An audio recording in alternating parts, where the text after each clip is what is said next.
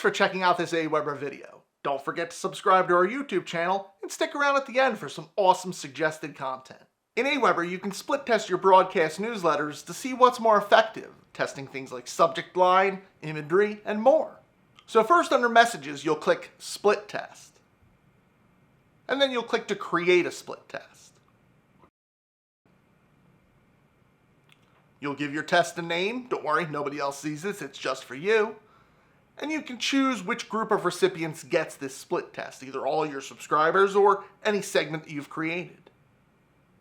From there, we delineate how much of a test this is going to be, what percentage each group is going to make up. We could do an even 30-30-30 split, or we could split half and half. Once you've sent your split test out, you can come back to the split test page to view any results. So what are you waiting for? Try this out in your account today. And if you don't have an account, wait until the end of this video and click the button to sign up. Until next time.